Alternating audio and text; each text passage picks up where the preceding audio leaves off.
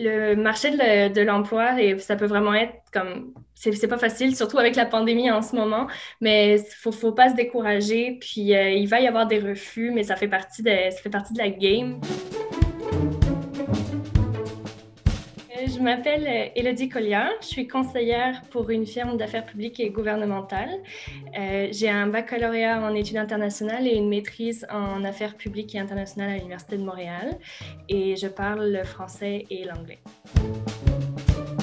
J'ai eu la chance d'avoir toujours été passionnée par le milieu de la politique. Donc, en fait, c'était au secondaire ma professeure d'histoire qui m'a vraiment sensibilisée aux enjeux politiques. Mais c'est surtout lors de ma maîtrise, en fait, qu'on avait des cours avec des intervenants que j'ai découvert le métier de lobbyiste que je fais maintenant. Et ça m'a vraiment passionnée. Ça m'allait vraiment très bien comme métier. J'ai fait un stage en fait pendant mon baccalauréat à l'Université de Montréal au commissariat des Nations Unies pour les réfugiés. Au bac, j'étais vraiment très orientée vers les relations internationales, donc c'était parfait pour moi. À la maîtrise, vu que j'étais à la MAPI, j'ai fait mon stage, j'étais avec l'orientation stage donc, et j'ai fait mon stage au ministère de l'Immigration du Québec. Et ça a été un stage long de 9 mois, j'ai étendu vraiment au maximum. Et j'ai vraiment aimé cette expérience-là. Puis ça m'a vraiment sensibilisée à la politique québécoise, ouvert à ce qui se passe.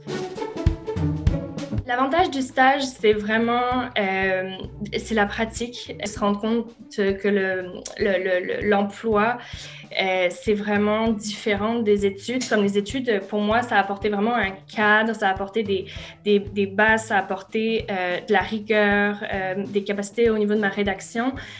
Puis le stage, ça a vraiment été la pratique. OK, comment ça se passe concrètement dans un emploi? J'encourage vraiment à faire le stage parce que c'est vraiment formateur, puis ça a vraiment développé mes capacités et voir aussi c'était quoi les attentes réelles en fait sur le marché du travail. J'ai fait un peu de réseautage lors des rencontres qui ont été organisées par le département pendant que j'étais à l'université. Puis c'est surtout, je comprenais pas vraiment au départ l'importance du réseautage, puis je savais pas par quel bout le prendre. Mais au fil du temps, j'ai vraiment compris à quel point c'était important, puis surtout de diversifier mon réseau. Je sais que ça peut être intimidant d'aller de l'avant vers les gens, de prendre les devants, surtout ceux qu'on ne connaît pas.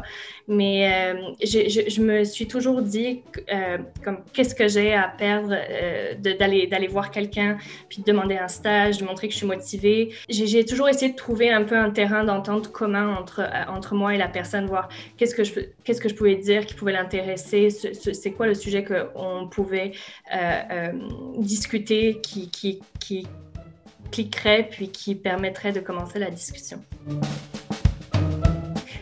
Les choses à faire pour moi, c'est vraiment être proactif, montrer sa motivation, pas hésiter à relancer les personnes là où on a postulé. Et ce que j'ai appris vraiment, c'est qu'il ne faut pas hésiter à postuler à plusieurs endroits et à garder l'esprit ouvert parce que on peut vraiment être surpris des fois en agrandissant nos recherches, de trouver quelque chose dans un domaine où on ne pensait jamais travailler.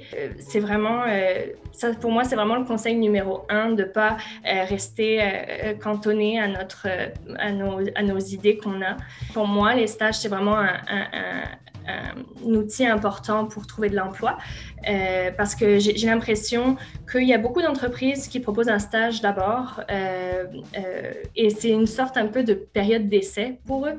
Et après, moi, comme mon emploi, ça a évolué après vers un poste permanent. Et la chose à éviter, c'est un peu comme le contraire de ce que je viens de dire. Donc, c'est comme attendre que ça arrive tout seul.